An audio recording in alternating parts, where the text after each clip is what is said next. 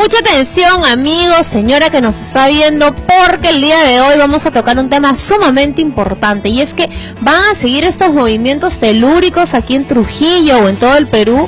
¿Va a haber algún terremoto muy pronto? No lo sabemos. Ustedes recuerdan que el jueves pasado sentimos ese temblorcito que nos asustó a más de uno. Pues bien, el día de hoy vamos a hablar acerca de qué recomendaciones deberíamos considerar los trujillanos y además, ¿por qué está pasando todo esto? ¿Cómo podríamos controlarlo? O de repente saber por qué ocurren o no los temblores aquí en el Perú. Se encuentra conmigo el presidente de la Comisión de Riesgos Sísmicos y además ingeniero especialista en sismología e ingeniería sísmica, José Martín Velázquez Vargas. ¿Cómo está, José? Bienvenido al programa. Muy buenos días, Silvana, muchas gracias por la invitación. Efectivamente, el último jueves hubo un temblor muy fuerte en nuestra ciudad y yo quisiera pues aprovechar este espacio para decirles a los televidentes que esto es una acción natural, es un movimiento que es mejor que se desarrolle así de manera paulatina antes que venga un gran movimiento y se traduzca superterremoto, en ¿no? un superterremoto, ¿no? No, definitivamente, pero algo, José, que veníamos viendo o sintiendo por lo menos más de uno, es que hace varios meses ya venían fuertes vientos por las tardes, y por ahí de pronto uno decía, no sé, algo se va a mover, y el jueves eso fue lo que pasó. El epicentro fue aquí, fue en San Pedro, hubieron muchas versiones. Cuéntanos un poquito.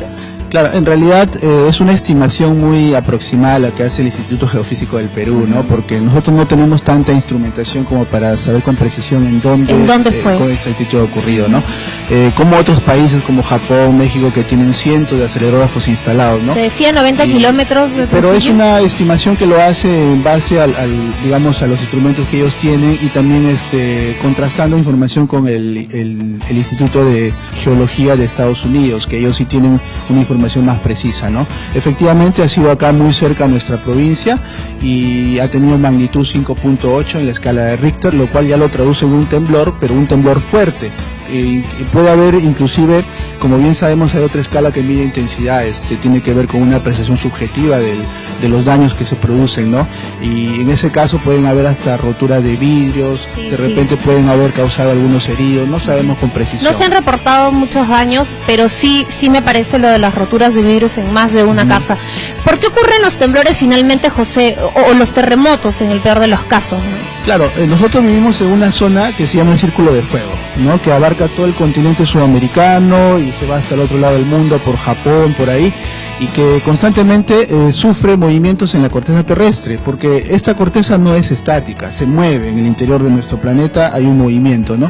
Profundidades pues que pueden ser 60 kilómetros, 30 kilómetros, y cuando eso se mueve milimétricamente, la energía se viaja hasta la corteza terrestre y digamos que se traduce en un movimiento horizontal.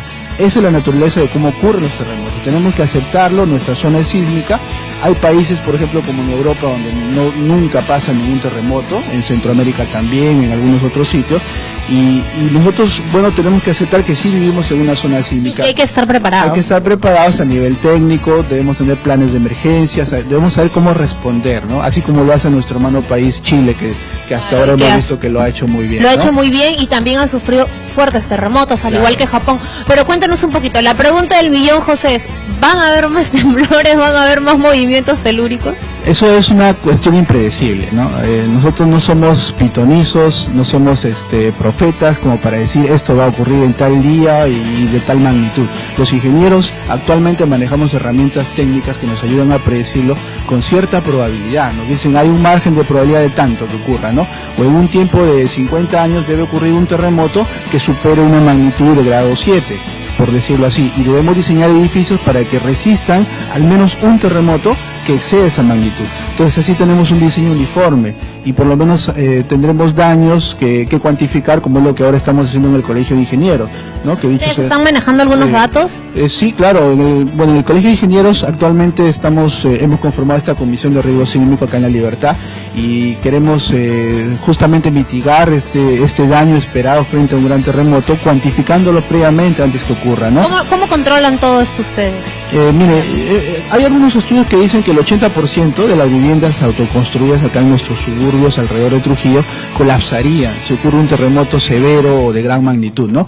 Entonces nosotros queremos cuantificarlo, conocer con precisión si realmente es así y además ver qué pasa con las edificaciones modernas. Vamos a construir un mapa que nos diga más o menos dónde son las zonas más vulnerables, cuáles son las zonas que debemos atender, ¿no?, con mayor riesgo sísmico.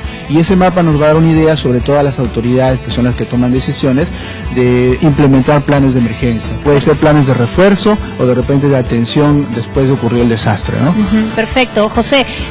Coincidentemente en el año 70, el terremoto del 70 fue un 31 de mayo y estamos como muy próximos al 31, entonces ¿no te parece que podría de repente ocurrir algo también parecido? ¿O no tiene nada que ver? No tiene nada que ver en absoluto, ¿no? Algunos dicen que hasta mayo es el mes en el que más ocurren eventos sísmicos, pero en realidad yo le atribuyo a una simple coincidencia, ¿no? No tiene nada que ver el mes.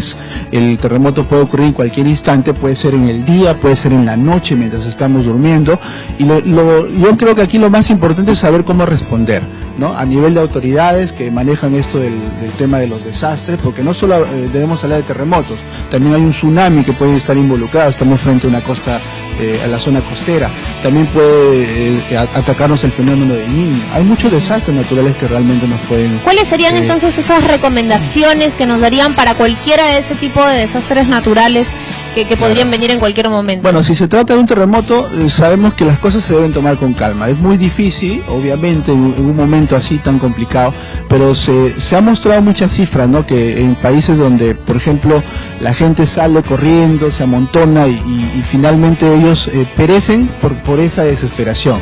Yo creo que asfixiándose, empujándose. Entonces lo mejor es tratar de tomar las cosas con calma, ubicarse en zonas sísmicas, aún si está en un piso muy alto, ¿no? No usar los ascensores, en fin, y sobre todo tener lista la mochila de emergencia, de la que siempre se ha hablado. Y la que venimos aquí diciéndoles desde hace buen tiempo. Eso nos va a mantener a salvo por lo menos durante 4 días, 24 horas en cuestiones básicas, ¿no? Y tener ahí pues el botiquín, tener el agua, elementos básicos de higiene, alimentos enlatados, todo lo que ya se ha venido diciendo eventualmente para responder en los primeros días de ocurrir un desastre. Un abrigo, una linterna, bueno, en fin, todo lo que tiene que contener una buena mochila de emergencia. ¿Y qué pasa con los colegios, con las instituciones educativas?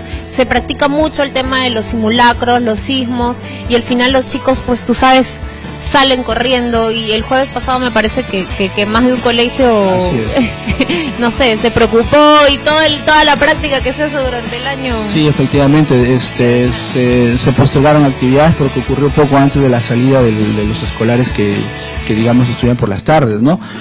Bueno, en los colegios se implementan programas porque es parte de una política nacional, pero yo considero que todavía falta mucho por hacer, ¿no? Acá, por ejemplo, en nuestra región no tenemos un equipo que responda a las emergencias. Recién ahora la estamos conformando. ¿Pero por qué la estamos conformando? Porque ha ocurrido un terremoto en Chile, el de grado 8.2, ¿no?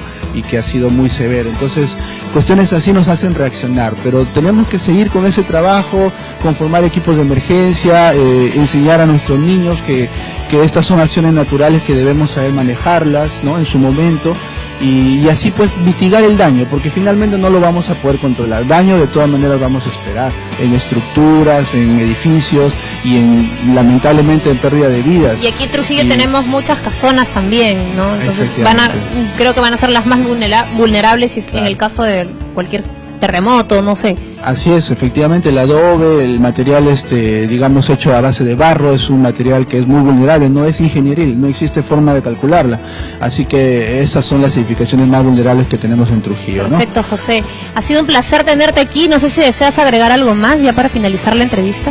Bueno, como integrante de la Comisión de Riesgo Sísmico del Colegio de Ingenieros, yo agradezco la oportunidad que se nos ha dado, porque estamos varios profesionales involucrados, para cuantificar justamente digamos, este desastre natural, que es algo que nunca vamos a poder controlar. Solamente lo único que podemos hacer es reducir el daño, la vulnerabilidad de nuestras edificaciones, y estamos en ese esfuerzo. Espero que las autoridades, si alguna de ellas nos está viendo, por favor tomen conciencia de esta situación y sobre todo hagamos un equipo para poder mitigar el riesgo sísmico en nuestra región. Perfecto, muchísimas gracias. Ya lo escucharon entonces, a tomar las cosas con serenidad, con calma, y a tener su mochila de emergencia, porque es totalmente preventiva para cualquier tipo de movimientos telúricos. Nos vamos a un corte comercial y regresamos con mucho más aquí en el programa.